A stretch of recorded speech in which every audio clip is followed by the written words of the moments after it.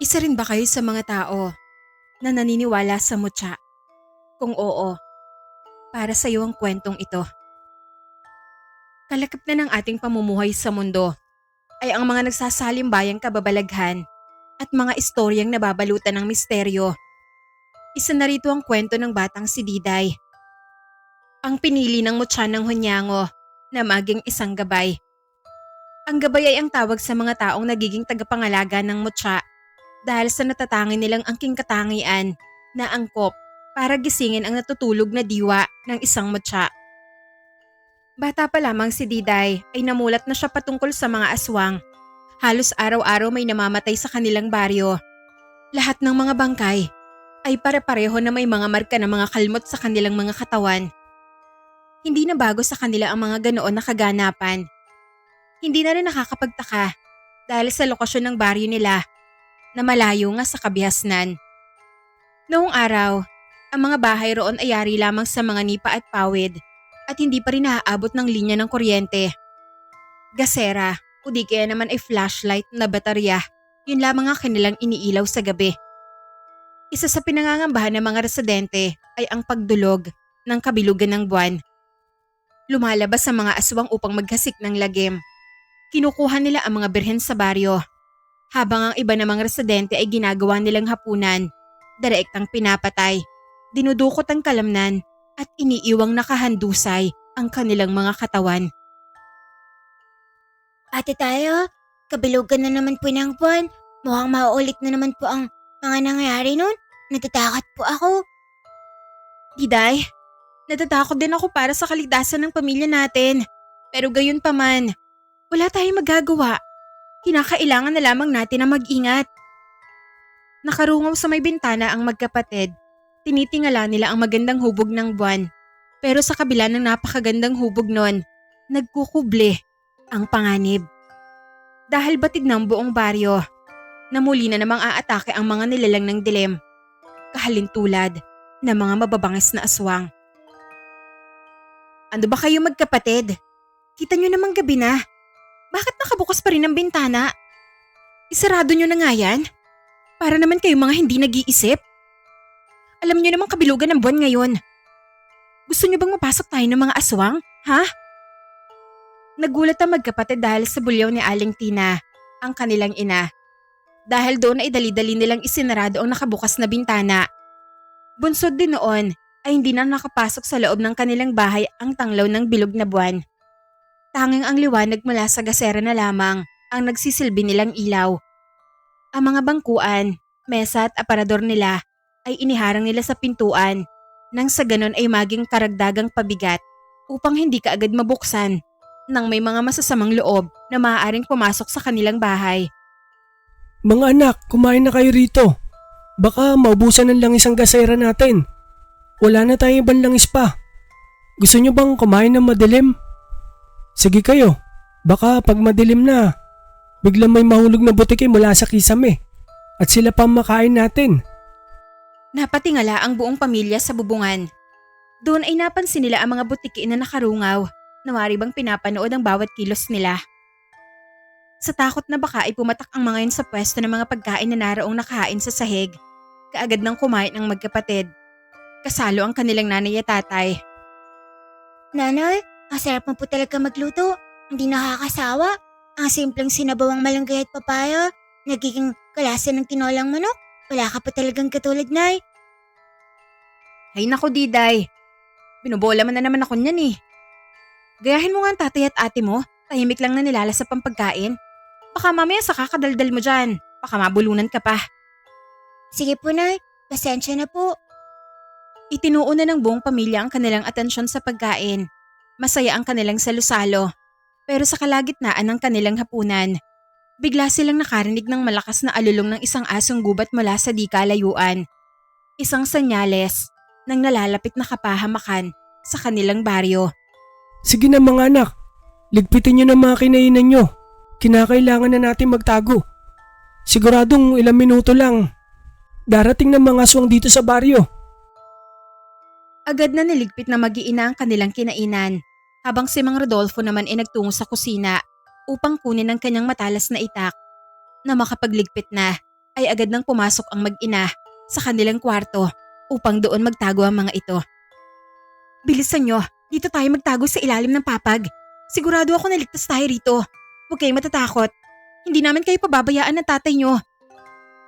Habang nagtatago ang mag-ina sa ilalim ng papag, baka sa kanilang mga mata ang hindi maikukubling takot. Pinakikiramdaman nila ang paligid. Dinig din nila ang nakangingilong paghahasa ni Mang Rodolfo sa kanyang itak.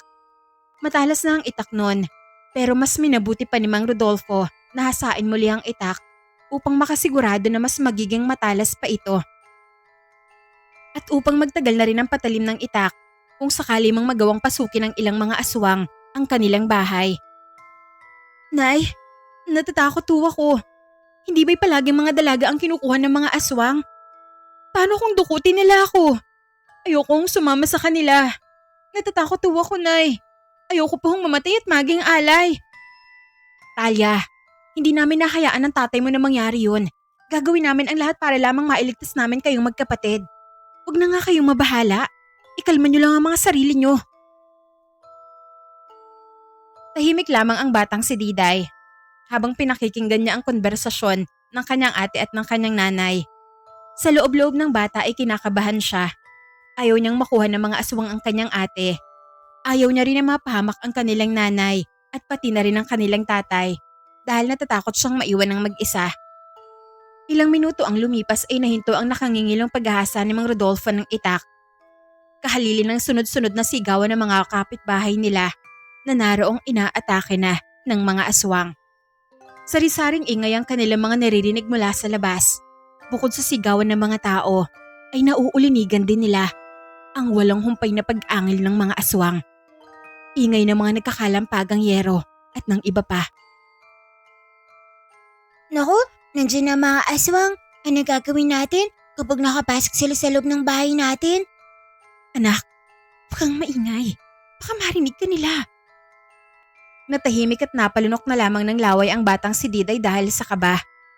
Maya-maya lamang, narinig nila ang paglundag ng nilalang sa kanilang bubungan. Lalong bumilis ang kabog ng mga dibdib nila. Tinakpan ni Aling Tina ang bibig ng mga anak dahil batid niyang maaaring sumigaw ang mga ito ng dahil sa takot. Sa kabilang banda, nasa sala naman si Mang Rodolfo. Matapang niyang binabantayan ang loob ng bahay. Baka may makapasok na aswang. Hawak niya ang matalas ng itak habang pinakikiramdaman ng bahagi ng bahay na sa palagay niya ay malapit ng masira ng mga aswang. Nay, ano pang ginagawa ni tatay? Bakit ayaw niya magtago rito? Baka mapahamak po siya. Tama po si Diday, Nay. Papasukin na ho natin si tatay dito sa loob. Baka ho kung ano mangyari sa kanya. Huwag kayo mabahala. Kaya ng tatay niyo ang kanyang sarili mga anak. Hindi siya basta-basta nagpapatalo sa mga aswang na yan. Gusto niya lang na protektahan tayo. Hayaan niyo, dahil pupuntahan ko siya mamaya para mapagsabihan. Ilang sandali ang lumipas. Ganap na nakapasok ang isang aswang mula sa nasirang bubong. Dagling iwinasiwas ni Mang Rodolfo ang tangan na itak. Agad niyang inundayan na magkakasunod na taga ang nilalang. Dahil sa husay ni Mang Rodolfo, nagawa niyang paslangin ang aswang na yon. Dadaan muna kayo sa akin bago niyo malapitan ang mag-ina ko. Magkakamatayan muna tayo. Turi ni Mang Rodolfo. Matapos niyang makita ang mga nguso at kuko ng mga aswang na naroong malapit ng makapasok mula sa nasisira na dingding. Hanggat nasa butas pa lamang na dingding, kagyat ng sinusundot ni Mang Rodolfo ang mga aswang gamit ang matulis at matalas niyang itak. Ang iba ay nagawang saksakin ni Mang Rodolfo sa mga mata ng mga ito. Sa kabilang banda naman, hindi pa rin mapakali ang mag-ina na naroong kasalukuyan nagtatago sa ilalim ng papag. Labis sila nag-aalala para sa kalagayan ni Mang Rodolfo. Kaya naman ay nagpa siya si Aling Tina na lumabas mula sa kanyang kinatataguan. Nang sa ganoon ay matulungan niya ang asawa mula sa pakikipaglaban sa mga aswang. Dito na muna kayong dalawa. Kahit anong mangyari, huwag na huwag kayo nalabas dito ha. Naiintindihan niyo ba? Nanay, huwag na po kayong lumabas. Huwag mo po kaming iwan ni ate po rito. Kahit anong pamimigil man ang gawin ni Diday, subalit hindi pa rin nagpaawat si Aling Tina. Patuloy pa rin siya sa kanyang pasya na lumabas mula sa kinatataguan nilang papag. Sa kabilang sulok ng kwarto, nakita niya ang isang 2x2 na kahoy. Mabilis niyang kinuha yon at saka matapang na lumabas ng kwarto. Doon ay nakita niyang pinagtutulungan ng mga aswang si Mang Rodolfo. Pinalilibutan na ng mga nilalang na yon ang kanilang ama. "Layuan niyo siya! Mga aswang kayo!" Mabigat ang yabag na pinakawalan ng ginang. Habang maayos niyang hawak ang 2x2, napatingin sa kanya ang mga aswang. Maging si Mang Rodolfo ay napatingin sa direksyon ni Aling Tina. Baka sa mukha ni Mang Rodolfo ang labis na pag-aalala sa kanyang asawa. Nabahala siya dahil lumabas pa ito mula sa kanyang kinatataguan. Tina, bakit ka pa lumabas? Nasisiraan ka na ba ng bait? Tumakas na kayo ng mga bata. Iligtas niyo na ang mga sarili niyo. Hindi nagpatinag si Aling Tina. Hindi siya bumalik sa loob ng kwarto. Nanatili siya sa kanyang kinatatayuan. Buo ang kanyang loob na sama ng asawa mula sa pakikipaglaban. Matapang siyang humakbang palapit sa mga aswang na nakapalibot kay Mang Rodolfo at kaagad na nakipaglaban din sa mga ito. Noong una ay naging maayos ang takbo ng pakikipaglaban ni Aling Tina sa mga aswang, pero hindi nagtagal. Nakaramdam siya ng pagod at panghihina, kaya nalagay sa alanganin ng kanyang buhay. Dahil doon, naituon ni Mang Rodolfo ang kanyang pansin sa pagliligtas sa kanyang asawa. Hindi niya namalayan ang pag-atake ng aswang mula sa kanyang likuran. Bumao ng mahahabang kuko ng aswang sa likod ni Mang Rodolfo na naging dahilan ng kanyang panghihina. Napalhod siya sa lupa at humandusay sa sahig. "Wag! Huwag niyong saktan ang asawa ko!" Walang nagawa ang bulyaw na pinakawalan ni Aling Tina. Hindi pinalampas ng mga aswang ang pagkakataon na mapaslang si Mang Rodolfo. Nagawang dukutin ng mga nilalang ang lamang loob ni Mang Rodolfo na naging sanhe. At umalingaw-ngaw naman ang sigaw ni Aling Tina sa buong sulok ng kanilang bahay. "Magbabayad kayo sa ginawa niyo! Papatayin ko kayong lahat!" Muling kinuha ni Aling Tina ang kanyang 2x2 at matapang siyang tumayo. Ibinuhos niya ang kanyang natitirang lakas para kalabanin ng mga aswang. Ngunit hindi pa rin umayon sa kanya ang tadhana. Magkakasunod na kalmot ang pinakawalan ng aswang. Sa talas ng mga kuko nito ay sukdulang nawakwak ang tiyan ni Aling Tina. Tinangkapan ng ginang ang tumakbo pabalik sa kwarto. Ngunit bumagsak siya sa sahig. Nilundagan siya ng aswang sa kanyang likuran at ginilitan siya sa leeg gamit lamang ang matatalas na kuko. Umagos ang dugo ng ginang sa sahig patungo sa direksyon ng kinatataguan ng magkapatid. Hindi nagtagal, ganap na ring binawian ng buhay si Aling Tina. Sa ilalim ng papag, hindi mapakali ang magkapatid. Wari bang isang bangungot para sa kanila ang tagpo na yon. Ang bawat hiyaw at paghabol ng hininga ng kanilang magulang ay waring kutsilyo na paulit-ulit na tumatarak sa kanilang dibdib.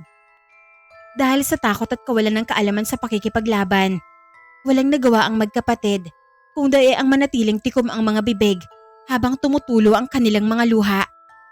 Tanaw nila mula sa ilalim ng papag ang paggapang ng dugo ng kanilang ina na noong mga oras na yon ay nilalantakan na ng mga aswang.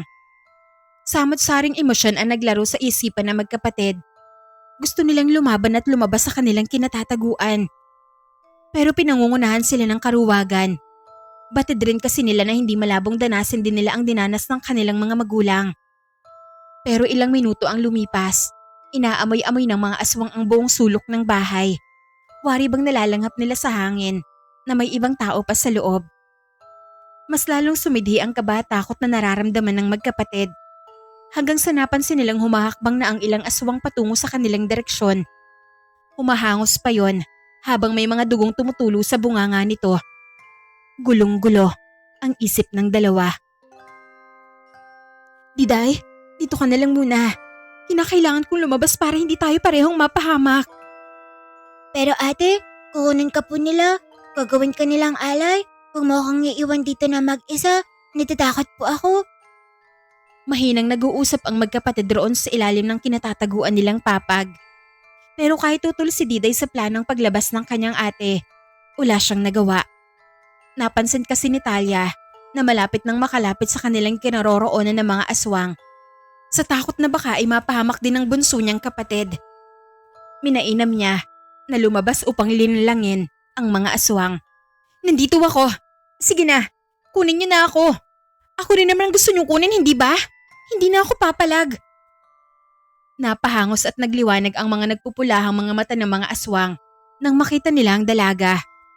Wari bang natutuwa ang mga ito dahil sa wakas ay may nakita silang berhen na dalaga na maaari nilang ialay sa kanilang mga sinasambang ninuno. Kaagad nilang dinakip si Talia na siya namang ikinalugmok ng batang si Diday. Nais namang iligtas ang kanyang kapatid pero wala siyang nagawa sapagkat wala siyang sapat na kakayahan. Ayaw niya rin namang taliwasin ang gusto ng kanyang ate. Baka mabaliwala lamang ang ginawa nitong sakripisyo para sa kanya. Hindi naglaon. Naglundagan ang mga aswang sa nakabukas na bintana. Nilisan nila ang buong baryo, bitbit ang mga bere na dalaga upang maging alay. Napuno ng pagtangis ang buong baryo. Nang mapansin ni Diday na wala na ang mga aswang, saka siya nagpasya na lumabas sa kanyang kinatataguan. Pagkalabas niya ng kwarto, tumambad sa kanya ang wala ng buhay na si Aling Tina at si Mang Rodolfo. Wala na ang lamang loob ng kanilang ama at ina. Ang tanging nagawa na lamang ng bata ay ang ipikit ang mga mata ng mga nakadilat na bangkay. Baka sa mga mata ng bata ang magkahalong takot at puot. Wari bang biglang tumapang ang bata matapos niyang masaksihan ang nakaririmarim na kalagayan ng mga bangkay ng kanyang mga magulang. Napakuyom na lamang siya ng kanyang mga kamao habang pinagmamasdan ng karumaldumal na sinapit ng kanilang ama't ina. Hindi niya matanggap na sa ganoong pangyayari ay doon magwawakas ang buhay ng kanilang mga magulang. Nay, Tay, patawarin niyo po ako. Kung wala akong nagawa para po iligtas kayo. Patawarin niyo po ako kung hinayaan kong isakripisyo ang buhay na ate tayo para lang po maaligtas ako. Patawarin niyo ako kung pinangunahan ako ng takot at pagkituwag. Paulit-ulit na sinampal at pinagsusuntok ni Diday ang kanyang sarili. Pakiramdam niya, wala siyang kwentang tao matapos niyang hayaan ang mga aswang. Napatayan ang kanyang mga mahal sa buhay. Nanginginig ang mga tuhod ng bata habang naglalakad siya patungo sa bintana. Sinilip niya ang labas at nagbabaka sakali na matanaw niya ang kanyang ate Talia. Pero huli na ang lahat. Tanging nasilayan niya na lamang ay ang mga taong tumatangis sa labas habang yakap ang mga mahal nila sa buhay na naraong nakahandusay sa lupa. Ang iba ay tulad niya rin na nakatingala sa kalayuan. Tinatanaw ang kabundukan kung saan dinala ng mga aswang ang ilan nilang kamag-anak. Sa kabilang dako naman sa tribo ng mga aswang, walang katapusan ng pagtangis ng mga berhen na dalaga. Marami sa kanila ang walang awang pinatay noong gabi na yon. Ang kanilang mga dugo ay inalay sa ninuno ng mga aswang. Inilagay sa malaking mangkok ang dugo ng mga pinatay na dalaga at saka inilipag sa rektangulong altar at hinayaang higupin ng liwanag galing sa namimilog na buwan. Naniniwala kasi ang mga aswang na sa paraang yon, higit na mapagkakalooban ng lakas ang kanilang lahi hanggang sa walang kahit na sino man ang makakagapi sa kanila. Ang ilang mga natirang dugo ay pinagsaluhan ng mga nilalang. Ang iba pa ay hinalo sa kanilang mga laway at sapilitang ipinainom sa kanilang mga bihag. Noong gabing yon, ang kalahating bilang ng mga bihag ay inalay sa mga ninuno. At ang natitirang kalahati ay muling hinati sa dalawa pang pangkat. Ang unang pangkat ay upang gawing yanggaw o bagong aswang, habang ang natitirang kalahati ay mananatiling bihag hanggang sa sumapit ang susunod na kabilugan ng buwan. Pakawalan niyo ako rito! Hinihintay na ako ng kapatid ko! Parin niyo ng awa! Maswerte si Talia dahil napabilang siya sa mga bihag na nakatakdang ay alay pa sa susunod na kabilugan ng buwan. Nakapiit siya sa rehas. Himas-himas niya ang rehas habang nakatingala sa bilog na buwan. Nagbabaka sakali. Nababalik na sa maayos ang kalagayan ng lahat. Nabalot ng hiyawan ng mga bagong yanggawang tribo ng mga aswang habang ang mga lumang aswang naman ay umaangil na waring pahiwatig ng pagtanggap nila para sa mga bagong saling lahi ng kanilang dugo. Noong gabi na yon, bunsod ng tanglaw na likha ng buwan. Napagmasdan ni Diday mula sa bintana ang nagliliparang mga uwak doon sa tuktok ng kabundukan. Wari ba na may kakaibang misteryo ang nagaganap roon? Walang nagawa ang bata kundi ang magpahid ng luha. Napaupo at napasandal siya sa may sulok. Sa hindi inaasahang pangyayari, dala ng naramdamang pagod ng bata, nakatulog siya sa isang tabi habang basa ng luha ang kanyang mga mata. Kinaumagahan ay ginising na lamang si Diday ng kanyang mga kapitbahay. Nagtulong-tulong ang lahat na mailibing ang bangkay ng mga mahal nila sa buhay. Kalaunan, nang matapos na ang libing, ay pinilit na bumangon ng mga tao sa baryo. Pero si Diday, hindi niya maialis sa kanyang dibdib. At sa kanyang isip, ang pananangis. Paulit-ulit siyang minumulto ng kanyang mapait na nakaraan. Sa tuwing napapatingin siya sa malayong kabundukan, nararamdaman niya na buhay pa ang kanyang ate Talia at naghihintay lamang ng tamang pagkakataon upang mailigtas. Ate, kung nasan ka man, huwag kang panghihinaan ng loob. Tibayan mo lang ang sarili mo dahil kapag nagkaroon ako ng tamang pagkakataon, gagawa ako ng paraan para ma-electis ka, makakasama muli tayo. Na mga sumunod na araw ay nagpasya si Diday na hikayatin ng mga kababaryo na mag-aklas laban sa mga aswang. Pero ang lahat ay pinagtawanan lamang ang bata. Naniniwala sila na wala ng pag-asa ang kanilang baryo.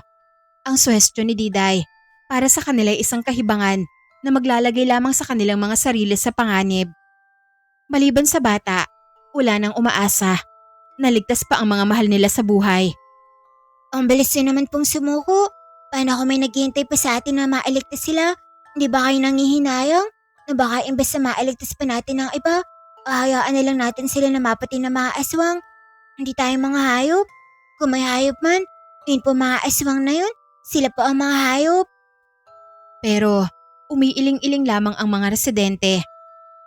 Nagsialisan ng mga ito habang pinagtatawanan ang batang si Diday.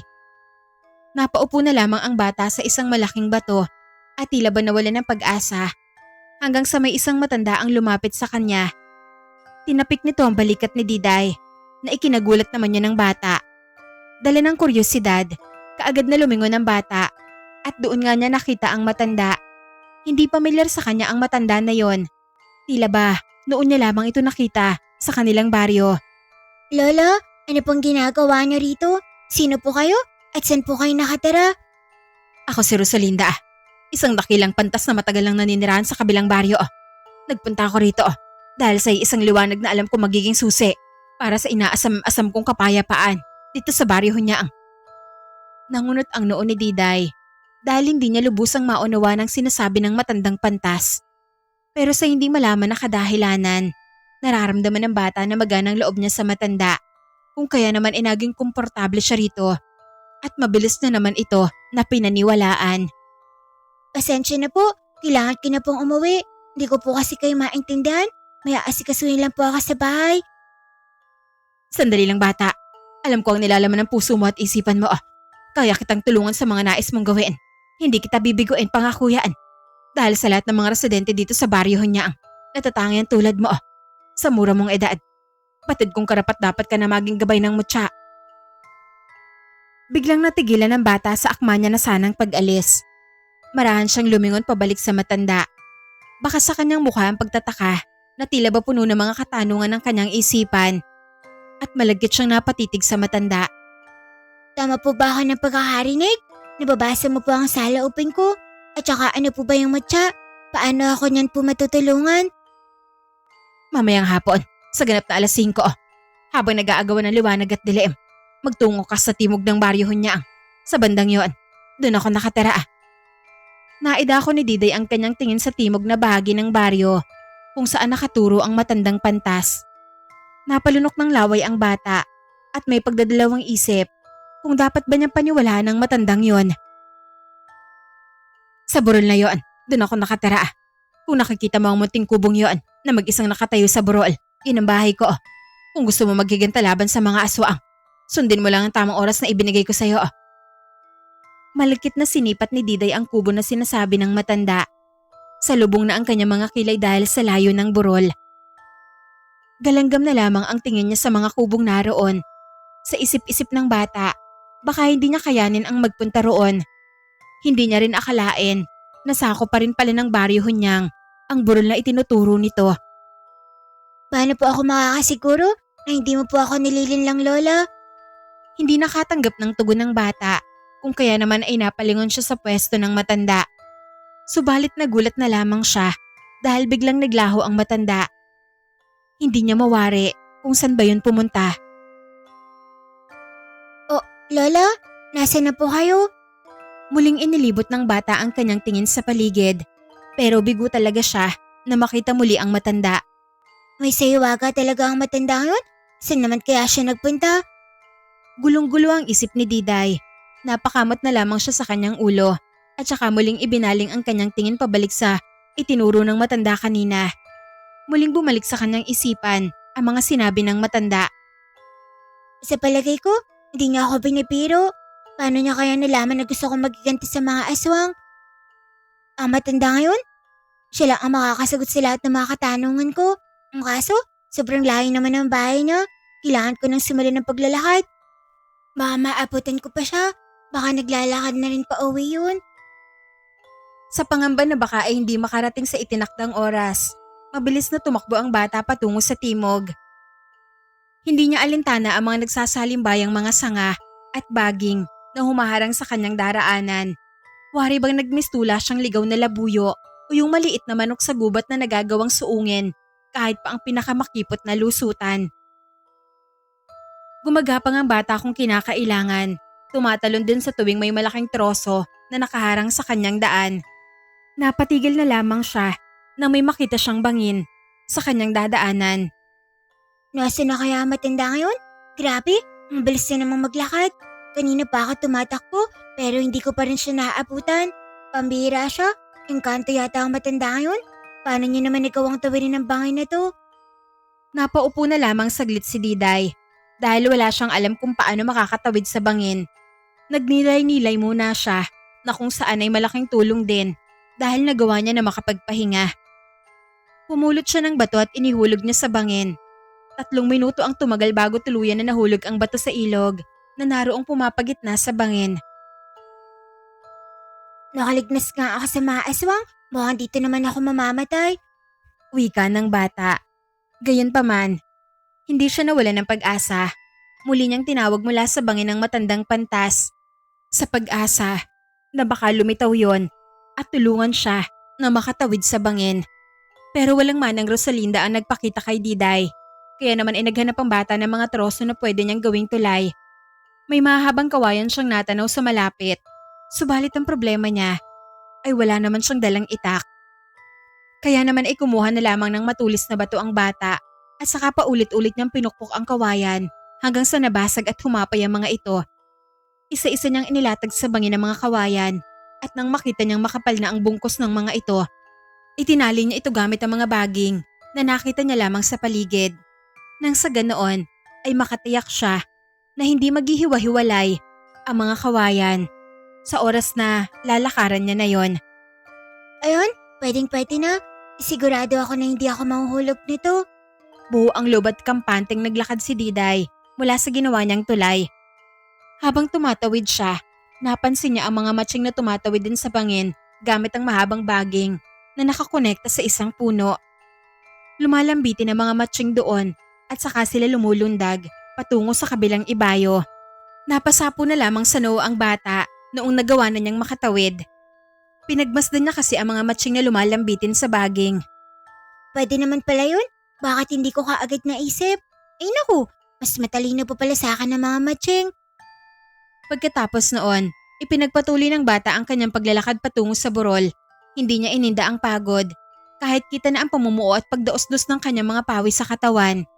Desidido ang bata na makapunta sa burol na kinaroroonan ni Manang Rosalinda upang mabatid kung ano nga ang dapat niyang gawin laban sa mga aswang.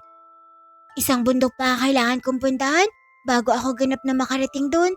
Sobrang layo naman. Ang lawak pala talaga ng baryo niyang. Mukhang may mga masisamang elemento na nakatira sa bundok na to ah. Sa hindi inaasahang pangyayari, biglang nakaramdam ng mabigat na enerhiya si Diday. Nawari ba na may kung anong masasamang nilalang ang nagmamasid sa kanyang paligid. Inilibot niya ang kanyang tingin at saka ay naging alisto. Umulot siya ng isang matulis na sanga na nakita niya lamang sa paligid. Itinutok na yun sa kung saan saang direksyon pero wala siyang nakitang kakaiba. Maliban na lamang sa mga punong kahoy at mga halamang nagkalat sa kagubatan na yon. Manang Rosalinda, ikaw po ba yan? Huwag mo na po akong takutin. Magpakita na po kayo sa akin. Hindi mo ako maloloko. Nararamdaman kong may kung sino ang kanina pa nagmamasid sa akin. Muling inilibot ng bata ang kanyang tingin sa paligid. Kagaya nung una, wala pa rin siyang nakitang ibang tao. Kaya naman ay ipinagpatuloy niya na lamang ang kanyang pagbagta sa kagubatan. Noong sandaling yon, pinagpapawisan na siya ng malamig. Hindi rin maikakaila ang paninindig ng kanyang mga balahibo. Sa tuwing dumadampi ang simoy ng hangin sa kanyang braso, hindi niya maiwasang haplusin ang sariling braso nang dahil sa kaba. Habang marahang naglalakad, biglang nagulat ang batang si Diday matapos niyang maramdaman ang paglapat ng isang palad sa kanyang balikat. Agad siyang napalingon sa kanyang likuran. Doon ay tumambad sa kanyang isang babaeng nakatitig lamang sa kanya. Ang matulis na bahagi ng patpat na hawak ng bata ay nakalapat sa leeg ng babae. Huwag kang kikilos ng masama. O hindi, baka bumaon sila lamunan mo kahoy na to. Hindi kumilos ang babae sa takot na baka ituloy ng bata ang binabalak nito. Na mga oras na yon, nagugulumihanan si Diday kung bakit nakatitig lamang ang babae sa kanya. Nawari bang bilang lamang ang pagkurap ng mga mata nito. Huwag mo akong sasaktan, parang manang awa. Kung sino ka man, hindi ako masamang tao. At isa pa, hindi ko kayang gawin ang iniisip mo dahil bulag ako. Ikinaway ni Diday ang kanyang palad sa harapan ng babae. Ginawa niya yun para makumpirma kung talaga nga bang bulag ito. At doon ay nakumpirma nga ng bata na bulag ang babae na yon. Dahan-dahan na ibinaba ni Diday ang kanyang patpat at kaagad na humingi ng tawad sa babae. Pasensya na po, di ko naman kasi alam na bulag ka. Ano po ba kasi ang ginagawa mo rito? Mag-isa ka lang, tapos bulag ka pa. Naku, mapapahama ka talaga po niyan. Ang totoo, hindi ako nag-iisa. May mga kasama ako sa gubat na to. Naglalaro kasi kami ng mga kaibigan ko. Naglalaro kami ng taguan. Ang kaso, hindi ko sila mahanap. Ate naman, paano mo sila mahanap bulag ka nga, hindi pa? Pinaglololo ko mo lang naman po yata ako eh. Ano ba kasi ang pangalan ng mga kaibigan mo? Tutulungan kita na tawagan sila. Sina Pampo at Lutan. Silang dalawang mga kaibigan ko. Ang kaso, kanina ko pa talaga sila hinahanap eh. Hindi ko talaga sila makita. Pampa at Lutan, kakaiba ang mga pangalan nila. Alak na lang ang kulang, swape na. At saka ate, di mo talaga sila mahanap. Kasi nga, balag ka nga, ang kulit mo rin eh, no? Napakamat na lamang si Diday ng sariling ulo dahil sa pangyayari na yon. Paulit-ulit siyang nagsusumigaw roon sa gubat. Umaasang maririnig siya ni Pampo at Lutan. Hindi niya kasi matiis na iwanan ng bulag na babaeng yon na mag-isa lamang sa gubat. Ewan ko po ba sa mga kalaro mo? Ang lalakas ng tama. Alam naman nilang balag ka. Tapos ikaw pa ang ginawa nilang tayo. Naku, mababatid ka nga niyan. Inaasahan ka lang nila. Ayos lang yon. Mababait naman ang mga kaibigan ko eh. Ang mabuti pa, tulungan mo na lang ako na hanapin sila. Magkasamang hinanap ng dalawa ang mga kaibigan ng babae. Magkasama nilang sinuwid ang kagubatan sa dako paroon. Sa kalagitnaan ng kanilang paghahanap, may natanaw si Diday sa di kalayuan. Mga gumagalaw na halamanan. Sa pakiwari ng bata ay doon nagtatago ang mga sinasabi mga kaibigan ng dalagang kasama niya. Saglit lang ate. Mukhang alam ko na kung nasa nagtatago ang mga kaibigan mo. Dito ka lang po muna ha. Huwag ka nga alis. Baka kung saan ka na naman mapasuot. Dahan-dahang lumapit si Diday sa direksyon ng halamanan kung saan niya nakikita ang kakaibang yugyog.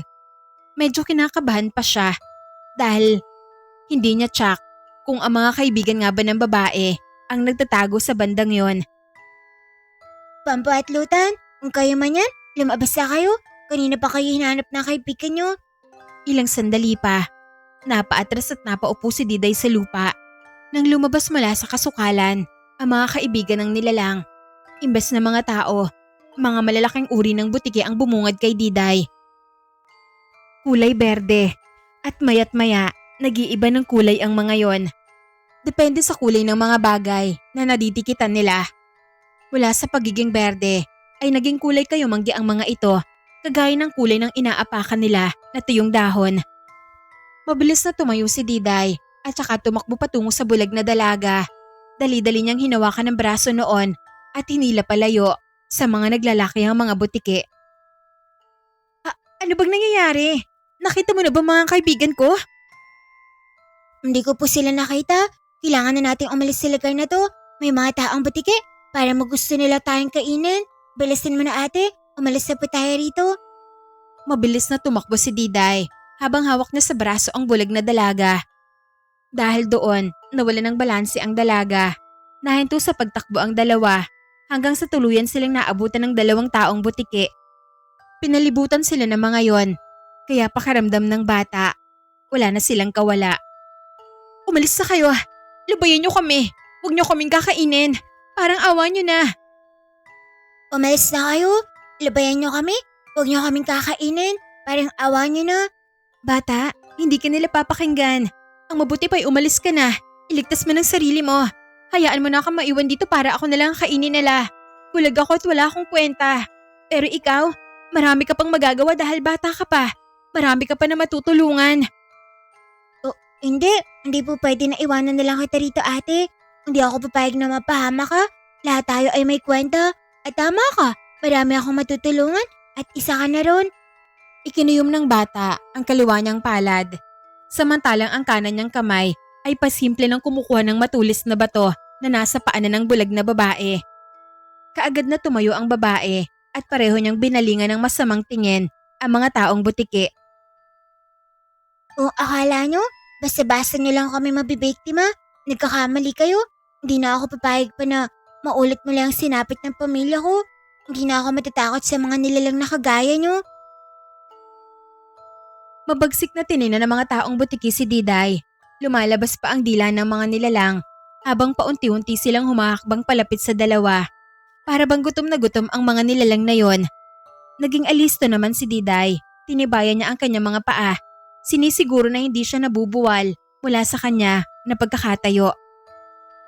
Oo, mabahala ate. Diyan ka lang. Ako nang bahala sa dalawang butiki na to. Hindi ko sila hayaang makapanakit pa ng iba. Ang mga tulad nila ay banta sa buong baryo niyang. Hindi ako papayag na may mabiktim pa sila. Itinutok ng bata ang matulis na bato sa lumalapit na mga taong butiki. Bigla na sana siyang aatake. Pero biglang umisi ang mga nilalang. Nagpakawala ang mga ito ng mga bungisngis. Ang kaninang nakakatakot na mga wangis ng mga ito ay napalitan ng aliw. Napatulala na lamang si Diday. At walang kaalam-alam sa mga nangyayari. Maging ang bulag na babae ay napatawan na lang din dahil sa tagpo na yon. Ate, ano po nangyayari? Masayahin lang talaga yung mga kaibigan ko. Siya nga pala, ang mga taong butiki na yan ay sinapampu at silutan. Ano? Sila mga kaibigan mo? Oo nga, kasasabi ko lang hindi ba? Sila ang mga hunyango na matagal ko na nakakasama rito sa gubat. Ilang sandali pa, biglang nagliwanag ang katawan ng bulag na babae. Mula sa pagiging dalaga ay naging isang matanda siya. Kawangas ng matandang nakausap ni Diday bago siya nagtungo sa kagubatan na yon. Totoo ba itong nakakita ko? Nananaginip lang yata ako. Manang Rosalinda, ikaw pa ba talaga yan? Kaibigan mo ang mga hunyangong to? Paano man nagagawang pagpanggap na isang balag na dalaga? Ano po bang sikreto mo? Turuan mo naman akong paano yun? Ngumisi at tumango ang matandang pantas. Aliw na aliw siya sa naging reaksyon ng bata. Ang lahat ng nasaksihan mo ay totoo. Isa yun sa pangunahing kapangyarihan nitong mutya ng hunyango. Nanlaki ang mga mata ni Diday. Matapos niyang masulayan ang napakagandang kristal na ipinakita sa kanya ng matanda. Hindi maalis ng bata ang kanyang tingin sa kristal na yon. Wari bang inaalipin siya ng liwanag na nagmumula sa mutya. Ang ganda, yan pala mo tsa. Ngayon lang ako nakakita ng ganyan. Napakagandang bagay. Ang astig naman. Saan ka po nakakuha ng ganyan, Lola? Pwede rin ba akong manguha? Para sa mga kasagutan sa iyong mga tanong, mainam na sumunod ka sa akin. Sumama ka sa akin patungo sa aking kubol, doon sa burol. Walang patumpik-tumpik na sumunod si Diday sa matandang pantas. Binagtas nila ang daan patungo sa burol. Nang sandaling yon, unti-unti nang namamaalam ang mga sinag ng araw. Nang makarating ang dalawa sa burol, natanaw nila ang magandang paglubog ng araw sa kanluran. Aliw na aliw ang bata sa kanyang mga nasasaksihan. Sobrang ganda rito. Ang saya naman ng araw na to. Pakiramdam ko, nabubuhay lamang ako sa aking panaginip. Ganito rin kasi ang mga napapanaginipan ko noon na lugar. Napangiti na lamang ang matanda habang pinakikinggan at pinagmamasdan niya ang inosenteng bata. Hindi nagtagal, narating na nila ang bahay doon sa burol. Walang pag-aalinlangan na pumasok doon si Diday. Sa dami ng mga nangyari nung araw na yon, alam niyang mapagkakatiwalaan ang matanda. Unang apak pa lamang ng paa ng bata sa loob ng bahay. Namangha na naman siya. Maraming mga lumang libro ang nakalagay sa bahay ng matanda na para bang naging dingding ang mga ito sa sobrang dami. Sa kabilang bahagi, may mga makukulay na garapon siya na nakikita. Ano ba ang mga gusto mong malaman? Kahit ano po, pero mas gusto ko pong malaman kung bakit mas pinili niyo po ang tumira na mag-isa sa lugar na to. Wala po ba kayong pamilya?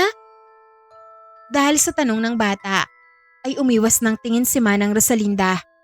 Naidako niya na lamang ang kanyang tingin sa isang libro at pakunwari na binabasa yon.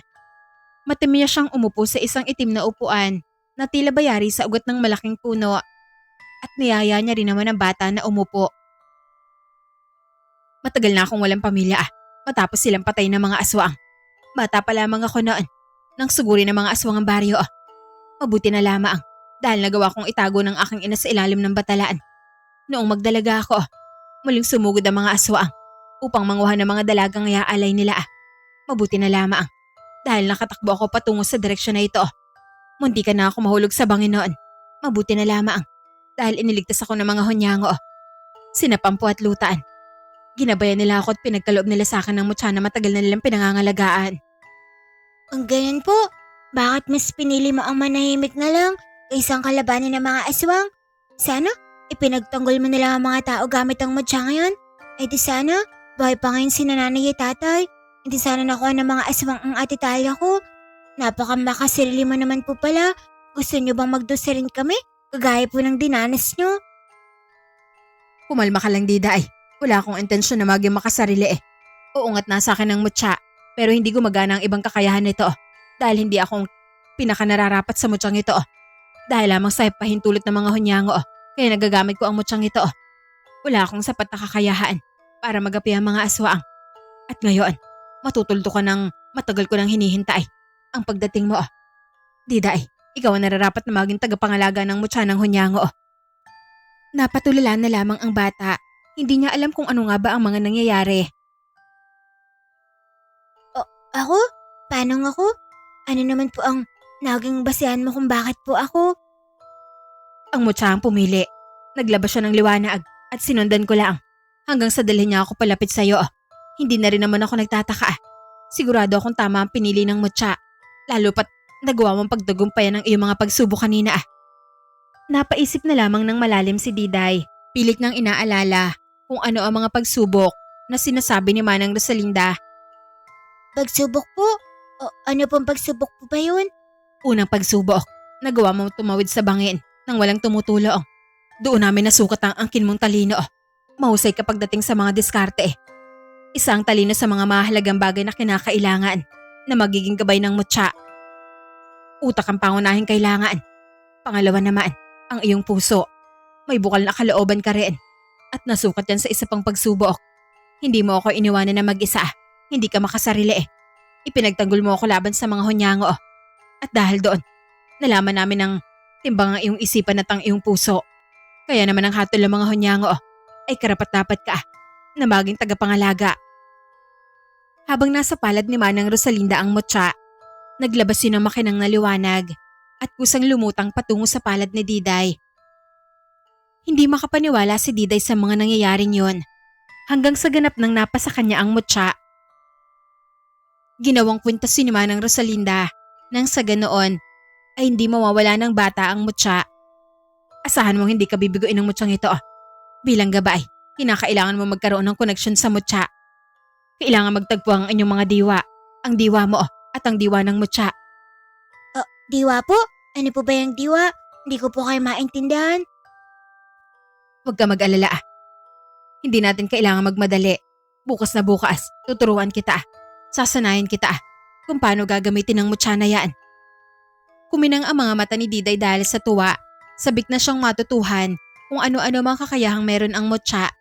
Buhay pa rin kasi sa dibdib ni Diday ang pagbabaka sakali na makita muli ang kanyang ate Talia.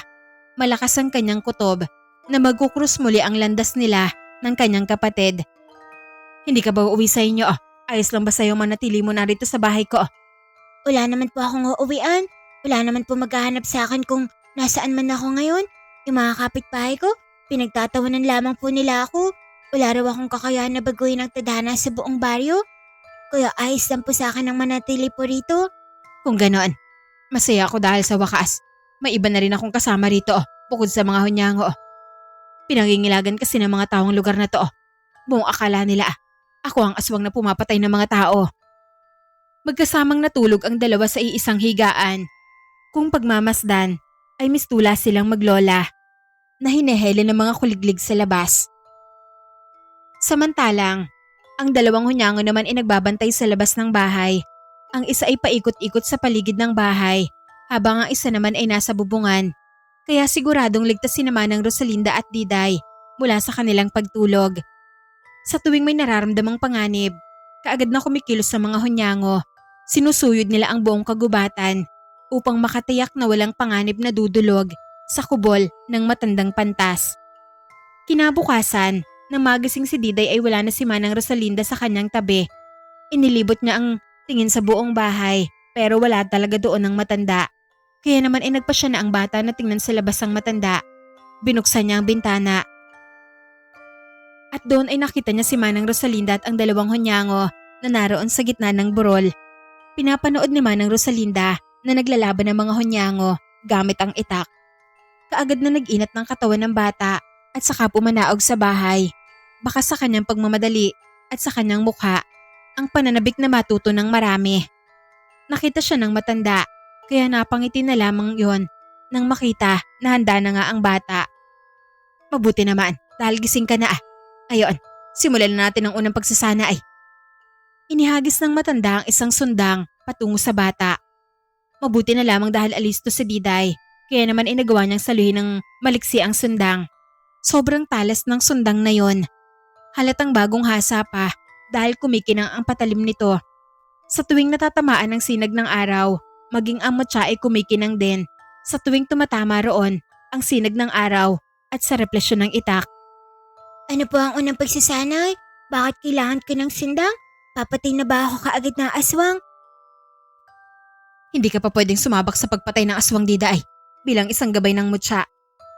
Kinakailangan na maging mahusay kang humawak ng sandata. Isa yun sa pinakamahalagang bagay na dapat mong matutuhan. Ang paggamit ng sandata ay malaking tulong upang makatiyak na magagapi mo ang kalaban. Kaya ano pang hinihintay mo? Simulan na natin. Iwinasiwas ni Diday ang tanga na sandata na muling ikinakinang ng patalim matapos itong tumamang muli sa sinag ng araw. Ganoon din naman si Manang Rosalinda. Huminto ang dalawang hunyango sa paglalaban at mas minabuti ng mga nilalang na yon na panoorin na lamang ang matandang pantas at si Diday. Sige na huwag kang matakot. Umatake ka . Hindi no, di po ako natatakot. Inundayan ni Diday ang matanda na makakasunod na taga. Pero ang lahat ng yun ay walang kahirap-hirap na nasalag ng matanda. Sunod namang umatake ang matanda. Sa bawat unday na pinapakawalan nito ay napahahakbang ng paatras si Diday. Kahit matanda na ang kanyang katunggali ay tila ba isang kalabaw yon na may pambihirang lakas. Bawat atake kasi ni Manang Rosalinda ay hindi maitatanggi na may malakas na puwersa na nagiging sanhi upang mapaatras ang bata. Hindi naglaon. Tumilapon ang sundang ng bata at bumulusok yon ng patayo sa kalayuan. Nagawang itutok ng matanda ang patalim ng kanyang sundang sa mata ng bata. 1 pulgada lamang ang distansya nun kaya labis na kinabahan ng bata na baka ay tuluyan siya ng matandang pantas. Kuminang pa ang dulo ng sundang. Wari bang nagtatagpo ang talim nito at ang kinang ng kanang mata ng bata. Mahinang nilalaang. Huwag kang tumunga nga lang dyan. Tumayo ka . Pulutin mo ulit ang sundang mo . Paano mo magagawang ipaghiganti ang mga tao niyan kung sa paggamit pa lamang ng sandata ay nahihirapan ka na ? Pasensya na po. Akala ko kasi madali lang. Tumayo at muling binunot ni Diday ang sundang na bumagsak sa lupa at saka siya muling sumugod kay Manang Rosalinda. Subalit, Pinigil siya ng matanda. Huwag kang masyadong magmadali sa pakikipaglaban. Bagkus ay maging alisto at matatag ka. Huwag basta-basta magpapadalos-dalos dahil yan ang maglalagay sa'yo sa alanganin. Kung lang sa pwersa ang paghawak mo ng sandata. Tibayan mo ang iyong mga palad, ang iyong mga braso, lalo na ang iyong mga binti. Dahil kung basta-basta ka lamang na nabubuhal, mabilis ka lang na matatalo ng mga kalaban mo. Agad na sinunod ni Diday ang mga sinabi ng matanda.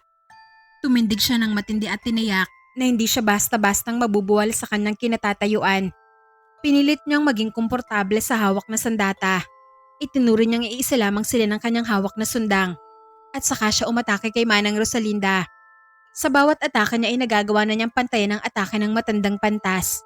Si Manang Rosalinda na ang umaatras ngayon at hindi naglaon ay tumilapon ang hawak na itak ng matanda. Nabaliktad na ang sitwasyon. Ang patalim na ng bata ang huling nakatutok nang may 1 pulgadang distansya sa mata ng matanda.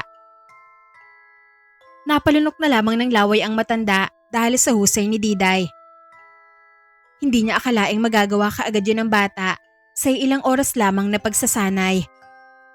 Diday, ang galing mo. Hindi ko akalaing mahusay ka pala makipaglabaan. Nagawa mong matutuhan ng mga yon nang wala pang 1 araw. Pambira ka talagang bata ka. Maraming salamat po, pero ituloy po natin. Gusto ko pang matuto ng marami. Tumayo na po kayo dyan. Maglaban na po ulit tayo. Teka lang naman, pagod na ako. Kinakailangan ko pa ng pahinga. Sa ngayon, sinapampo at lutan mo na makakalaban mo. Napangiti na lamang si Diday matapos malaman na ang 2 hunyango ang kanyang makakatunggali. Kaagad namang pinalibutan ng mga hunyango ang bata, samantalang si Manang Rosalinda napaupo na lamang sa isang tabi at taimtim na pinagmamasdan ang pagsasanay ng batang si Diday. Ano pa hinihintay nyo? Sumugod na kayo sa akin. Kaagad na sinugod ng mga hunyango ang bata, subalit tumilapon lamang ang 2 sa husay ni Diday makipaglaban. Ngunit sa kalagitnaan ng tunggalian, biglang nawala ang mga hunyango. Ginaya ng mga ito ang kulay ng mga damo sa burol, kung kaya naman ay nahirapan ng bata na hagilapin ang mga nilalang. Ang dadaya nyo naman. Nagagawa nyo maglaho. Magpakita na kayo sa akin. Walang kaalam-alam si Diday na nasa kanyang likuran na pala ang mga hunyango. Naramdaman na lamang ng bata ang malakas na sipa na nagmumula sa kanyang likuran, sanhi ng kanyang pagkatumba. Gayunpaman, mabilis na tumayo ang bata at paikot na iwinasiwas ang kanyang sundang. Ang mga kalaban ay mapanlinlaang, nasa paligid lang natin sila.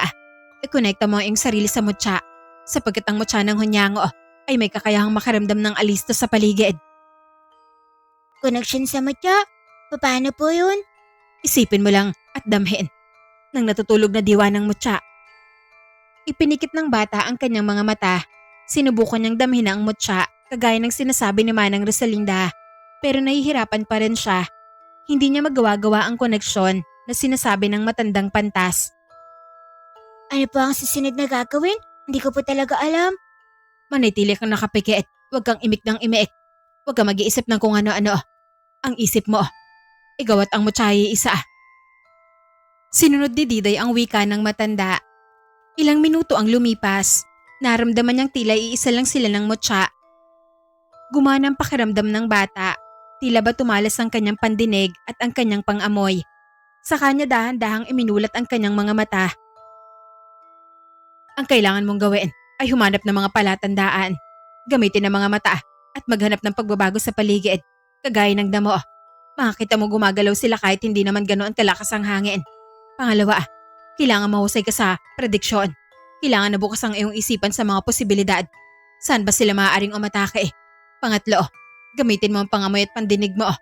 Kahit nakapikit ka, mararamdaman mo ang mga kalaban. Napangisi na lamang si Diday nang maunawaan niya mga sinabi ng matandang pantas. Pinakiramdaman niya ang mga hunyango sa paligid. Nakikita niyang lumulubog ang lupa sa kanyang harapan.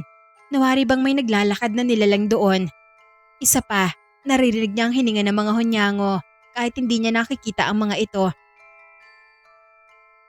Ang babaho ng hininga nyo? Alam ko na kung nasaan kayo. Akma na sanang uundayan ng taga ni Diday ang direksyon kung saan niya nararamdaman na naroon ng mga hunyango. Wari bang nakalimutan na niyang nagsasanay lamang siya. Mabuti na lamang, dahil nagpakita ulit ang mga hunyango sa takot na baka ituluyan silang mapaslang ng bata. Sa kabilang banda, napapalakpak na lamang si Manang Rosalinda. Hindi niya maiwasan ang humanga sa kausayan ng bata. Doon ay mas lalong nakumpirma ng matanda na karapat-dapat nga na maging tagapangalaga ng mutya ang batang si Diday. Dahil doon, nagbiyak siya ng pakwan at pinagpahinga na muna ang lahat. Sarap na sarap si Diday sa pagkain ng pakwan at hindi na makapaghintay na gawin ang ikalawa na pagsubok. Tara na po, gawin na natin ang ikalawang pagsubok. Hindi na ako makapaghintay pa na mas sumusay sa pakikipaglaban. Kung talagang handa ka na para sa susunod na pagsubok, ano pang hinihintay natin dito? Magtungo na tayo sa gubat. Binagtas nila ang daan patungo sa kagubatan. Nang marating na ang gubat, ay palaisipan kay Diday kung ano ang gagawin nila sa gubat. Hindi niya mawari kung ano ang kinalaman ng gubat sa gagawin niyang pagsasanay. Puro matataas na puno lang naman ang nakakita ko. Ano bang gagawin natin dito? Ano ba ang ikatlong pagsasanay na gagawin natin? Ang ikalawang pagsubok na kailangan mong gawin ay ang maging pamilyarisado. Ang paligid ng mga aswaang. Kung mahusay ka na makipaglaban sa labas ng gubat, kinakailangan mahusay ka rin makipaglaban sa loob nito. Dahil ang kagubatan ng pangunahing taguan ng mga aswaang. Kabisado nila ang kilos nila sa gubat. Kaya kailangan matutuhan mo rin ang kumilos muna sa gubat. Hanggat maaari, isipin mong isa kang mabangis na hayop na nakatira sa gubat. Napabuntong hininga na lamang si Diday. Humugot siya ng lakas ng loob sa pamamagitan ng paglanghap ng sariwang hangin. Inunat-unat niya na rin ang kanyang katawan at bilang paghahanda na rin ng pagsasanay. Ano pong gagawin ko? Para kumilos sa parang isang mabangis na hayop? Kakainin ko po ba ang mga hunyango? Kung gano'n, maganda na po kayo ng alak. Dahil na akong sanggabad sina Pampo at Lutan. Nanlaki naman ang mga mata ng mga hunyango dahil sa sinabi ng bata.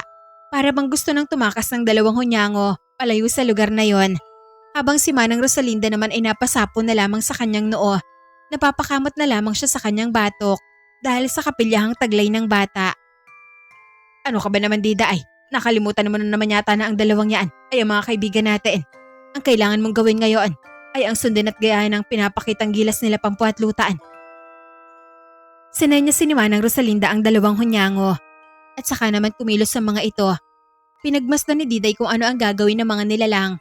Ilang sandali pa lamang, biglang lumundag ang mga hunyango sa matayog na katawan ng puno at saka sila magkasunod na lumukso ng mabilis sa mga kasunod pa na matatayog na kahoy. Napapanganga na lamang si Diday habang pinagmamasdan niya ang pambihirang taas ng lundag ng mga hunyango. Ilang puno ang tinawiran ng mga ito at saka lumundag ng mataas sa isang bangin na naroon sa dulo. Grabe naman yung Lola Rosalinda. Hindi ko po yata kakayanin. May iksi po ang mga piyes ko. Ang mga pinti ko, hindi kayang lumukso ng ganong kataas. Mas mataas pa pong lumundag kumpara sa akin ng mga manok na lapuyo.